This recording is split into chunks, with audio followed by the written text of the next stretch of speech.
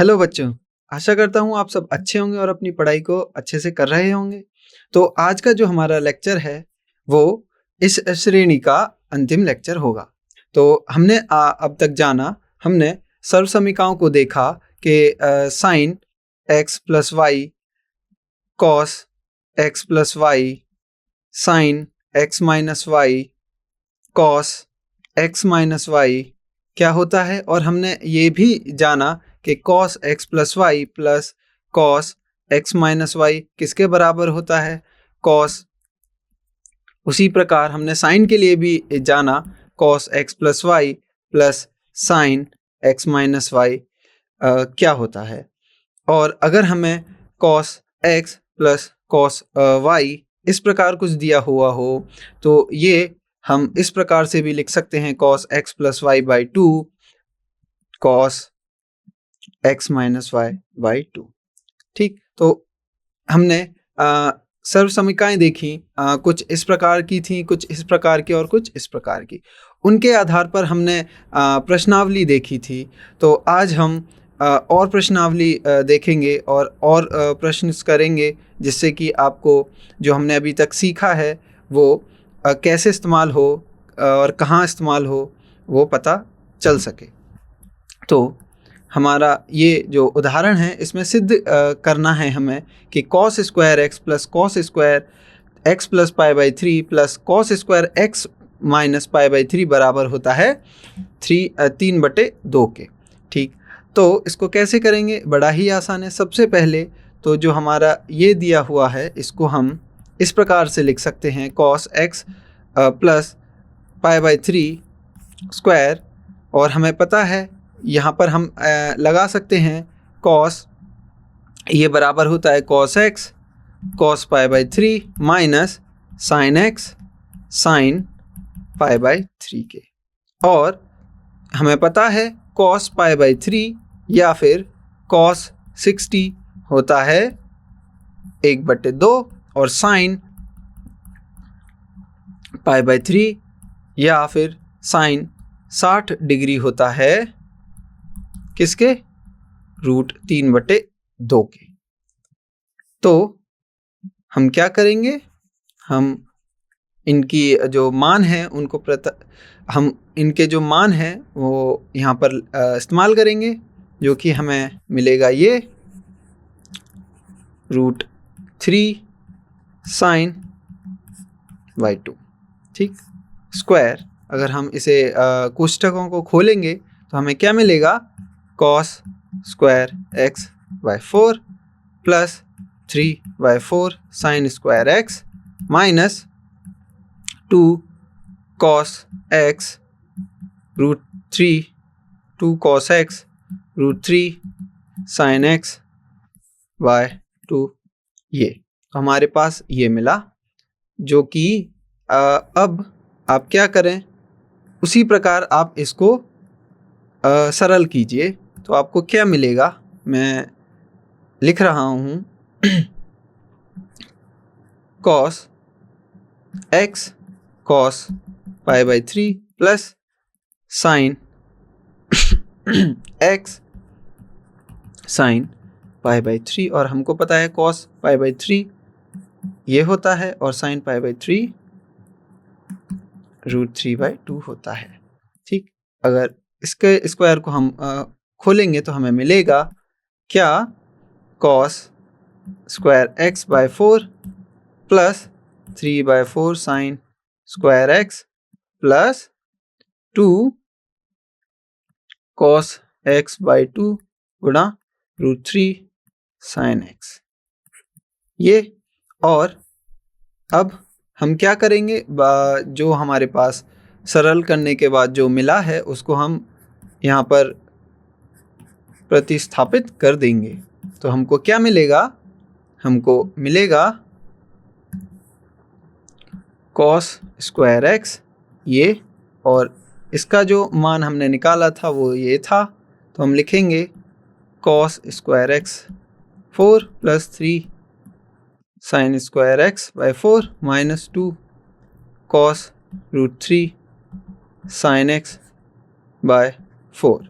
ठीक, और इसको इसकी जगह प्रतिस्थापित करेंगे तो हमको मिलेगा,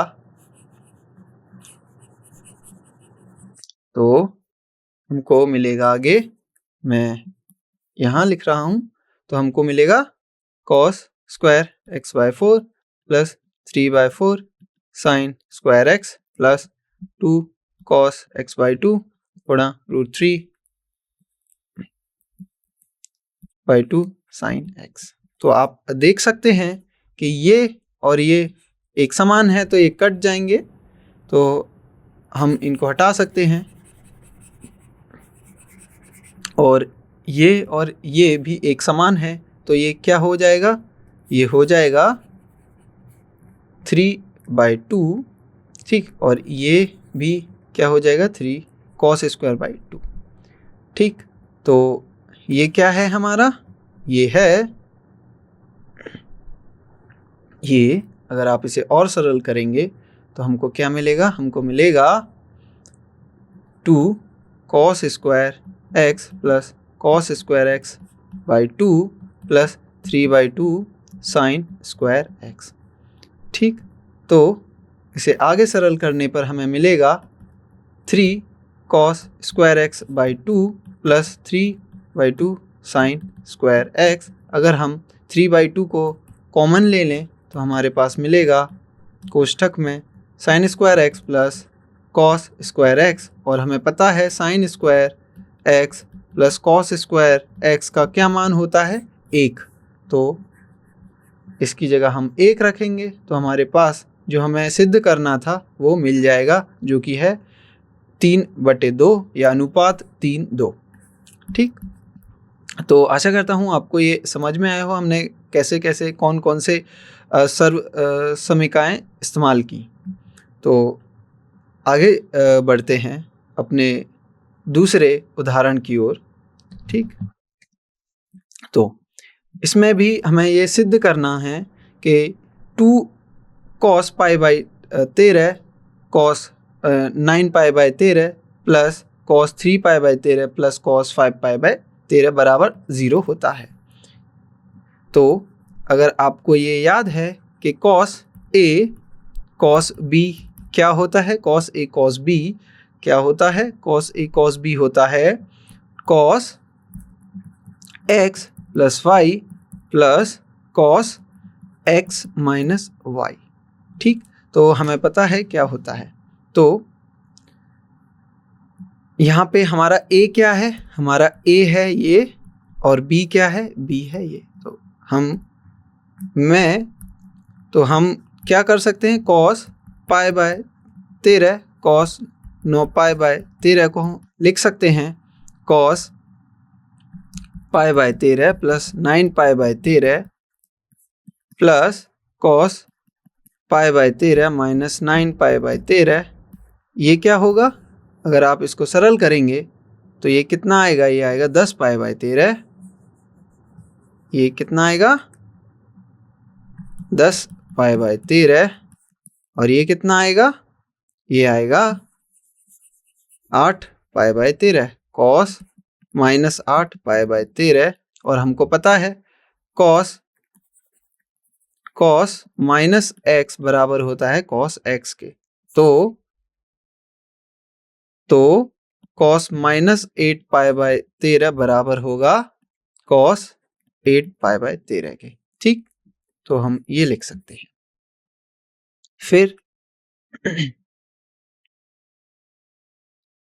तो हमारे पास ये आया, तो हम इसको क्या लिख सकते हैं, cos 10π/13 plus cos 8π/13 plus cos 3π/13 plus cos 5π/13,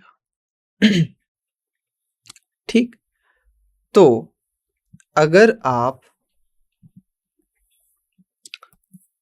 इसको और इसको देखें और आप सर्वसमीका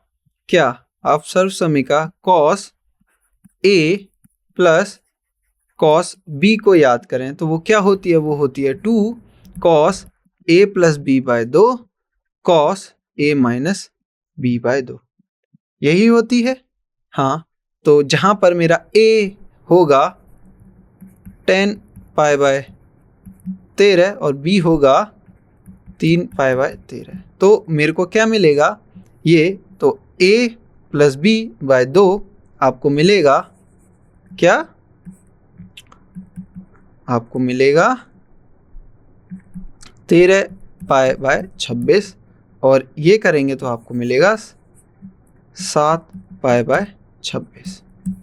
ठीक, तो लेकिन अगर आप इनको और इनको देखें और आप जो हमने अभी इस्तेमाल की है सर्वसमीका उसी को इस्तेमाल करें तो आपको इन दोनों से मिलेगा आपको cos 8π/13 प्लस cos 5π/13 बराबर होगा 2 cos, आपको मिलेगा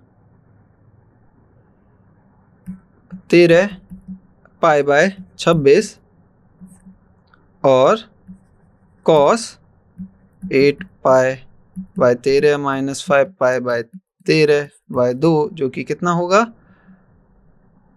3π/13, जो कि होगा 3π/13 या 3π/26। ठीक, तो अगर आप ध्यान से देखें तो ये 13 से ये गया 2 बार और ये भी। ठीक, तो और अगर आपको ज्ञात है कि cos π/2 का मान क्या होता है, cos π/2 का मान क्या होता है, cos π/2 का मान 0 होता है। और अगर आपको ये याद है कि cos n 2n + 1 π/2 का भी मान क्या होता है 0 होता है, जहाँ पर n हमारा क्या होता है इंटीजर होता है, एक पूर्णांक होता है। ठीक, तो cos π/2 क्या होता है हमारा 0 होता है, तो मैं इसको क्या लिख सकता हूँ 0 और इसको क्या लिख सकता हूँ 0। तो ये जो मेरे दो जोड़े हैं उनसे मेरा जो मान आया है वो 0 आया है और ये दो जोड़े हैं उनसे भी क्या मेरा मान कितना आया है 0 आया है। तो जो मेरा मान निकल के आया है बाएं हाथ का वो कितना आया है 0 आया है और यही हमको क्या करना था सिद्ध करना था।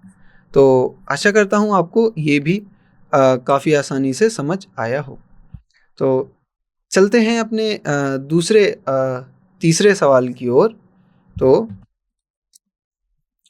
तीसरे सवाल हमारे पास है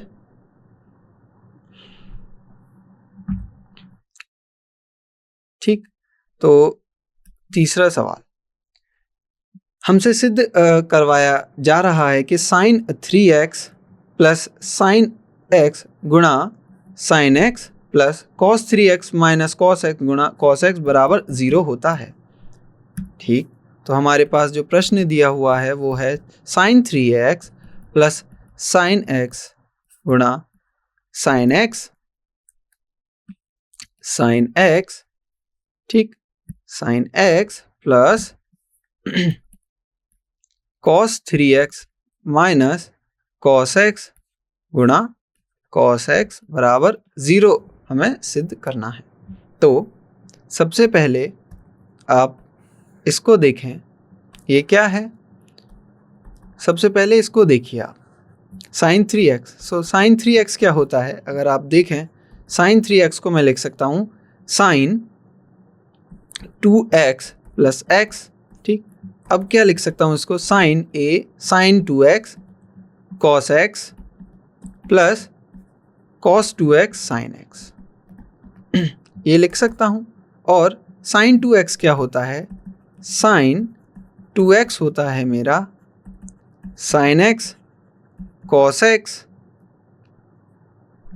plus cos x sin x, जो कि मेरा क्या होगा sin 2x होगा sin 2x बराबर 2 sin x cos x।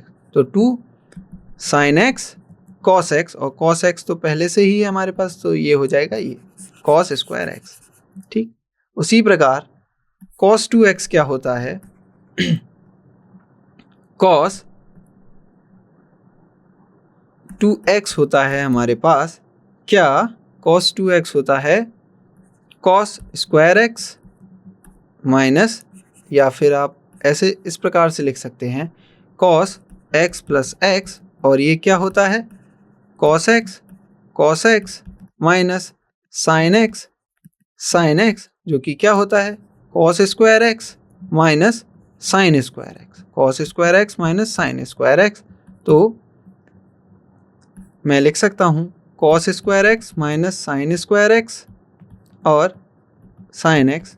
तो अगर मैं ये कोष्टक हटाऊंगा तो मेरा क्या करना होगा, मुझे sin x से गुणा करना होगा, जो कि क्या आएगा, अगर इसे आप सरल करेंगे तो आपके पास आएगा cos square x sin x minus, या फिर आपको पता है कि cos स्क्वायर x बराबर होता है 1 माइनस साइन स्क्वायर x के, तो मैं इस cos स्क्वायर x की जगह मैं क्या लिख सकता हूँ 1 माइनस साइन स्क्वायर x, और मेरे पास 1 minus sine square x minus sine square x है, तो इसको मैं फिर से लिख सकता हूँ 1 माइनस 2 साइन स्क्वायर x। ठीक, अब 2 sine x 1 minus sine square x plus 1 minus 2 sine square x sine x बराबर 2 sine x minus 2 sine cube x plus sine x minus 2 sine cube x। ठीक, तो हमको क्या मिला, minus 2 sine cube x minus 2 sine cube x, हमको मिला minus 4 sine cube x, और 2 sine x plus 1 sine x कितना मिला 3 साइन एक्स। तो हमारे पास हमको ये पता चला कि साइन 3x बराबर होता है साइन 3x बराबर होता है 3 sine x minus 4 sine cube x। ठीक, तो अब इसी को हम इस्तेमाल करेंगे अपने प्रश्न का उत्तर देने में। तो 3 sine x minus 4 sine cube x। ठीक, अब क्या करेंगे, हम इसका मान उसमें रखेंगे, तो हमारे पास sine 3x plus sine x ये कितना आएगा, ये आएगा 3 sine x minus 4 sine cube x plus sine x sine x। तो ये 3 sine x plus sine x हमारा कितना हो जाएगा, ये हो जाएगा 4 साइन x। ठीक, तो अब गुणा करेंगे तो हमारे पास आएगा 4 sine square x minus 4 sine 4x। ठीक, 4 sine square x minus 4 sine 4x। ठीक, तो हमारे पास इसका जो निकल के आया वो क्या आया, 4 sine square x minus 4 sine 4x। ठीक, तो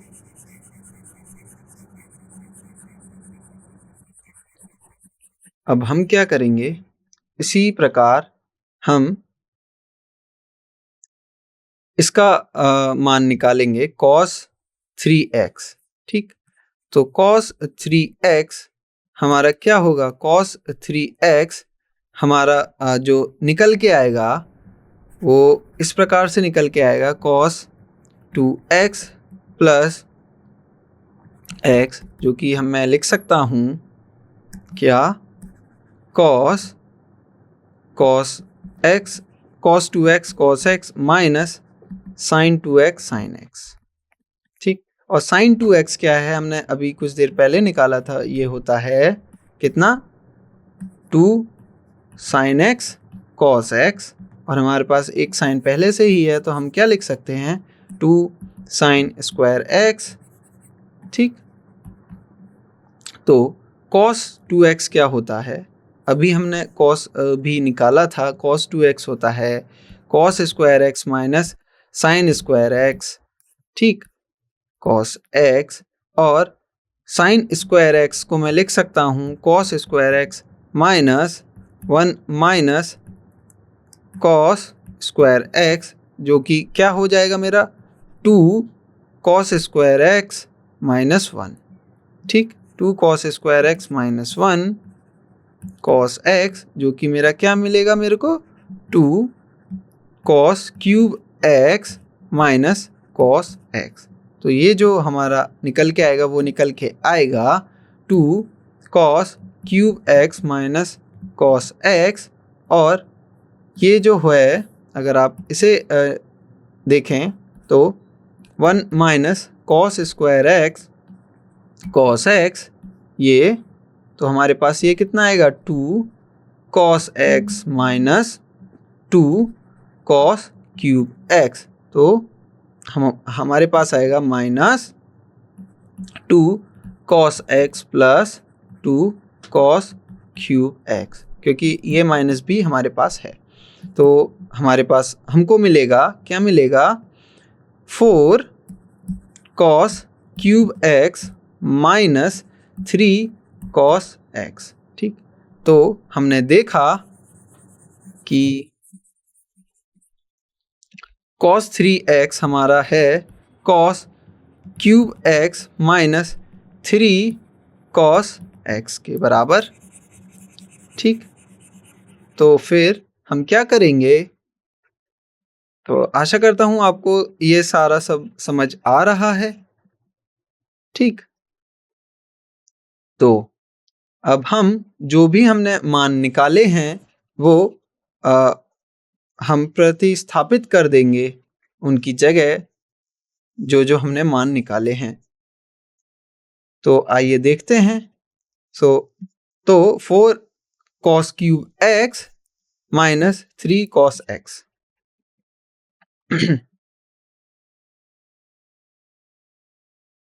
तो अब हमारे पास है cos 3x minus cos x cos x. ठीक, तो हम क्या करेंगे,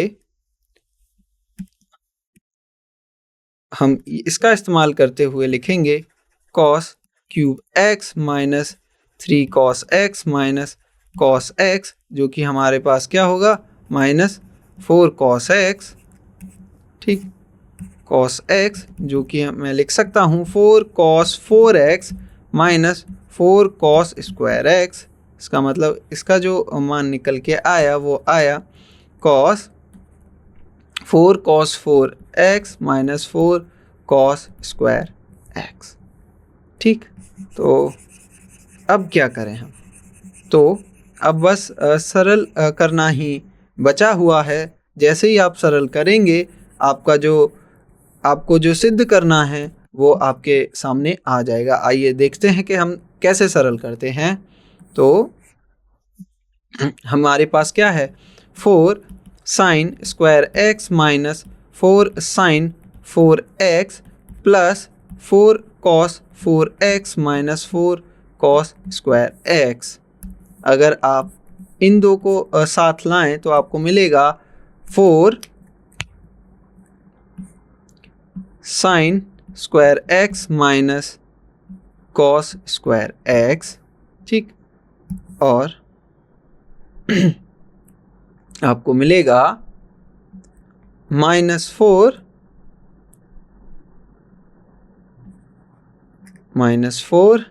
sign 4x minus cos 4x। ठीक,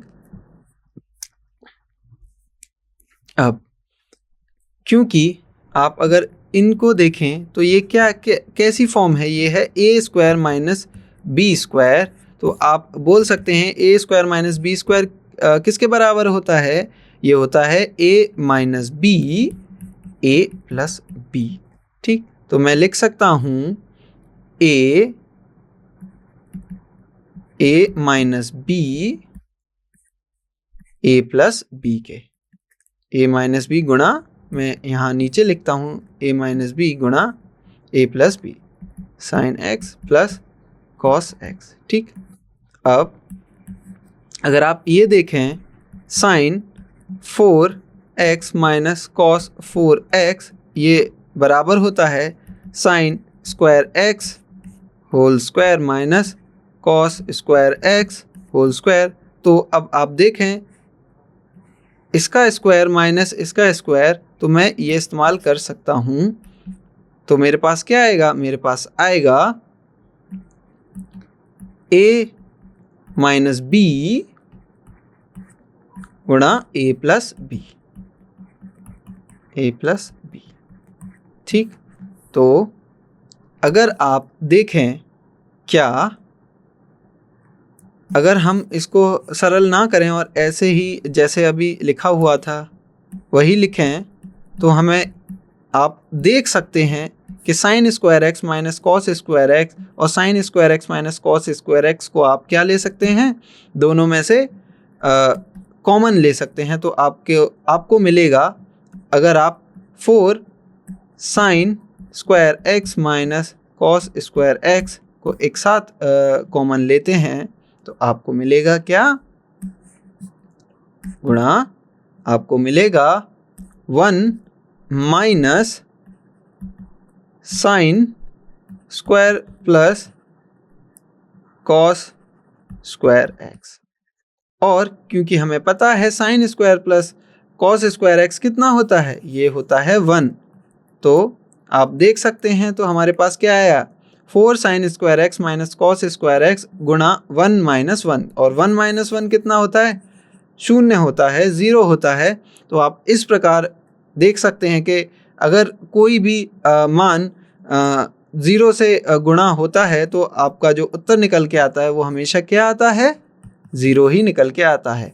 तो इस प्रकार से आपने सिद्ध किया sine 3x plus sine x गुणा sine x plus cos 3x minus cos x गुणा कॉस एक्स बराबर 0 होता है। ठीक, तो आशा करता हूँ आपको ये समझ आया हो। मैंने अपनी हर मुमकिन कोशिश की कि आपको अच्छे से समझाऊँ हर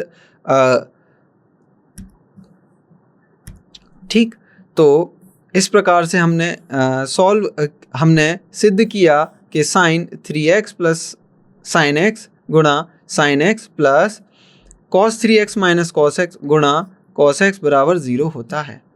तो धन्यवाद, आज के लिए इतना ही। ये त्रिकोणमितीय फलन हम यहीं पर समाप्त करते हैं। तो मिलेंगे नेक्स्ट लेक्चर में। धन्यवाद।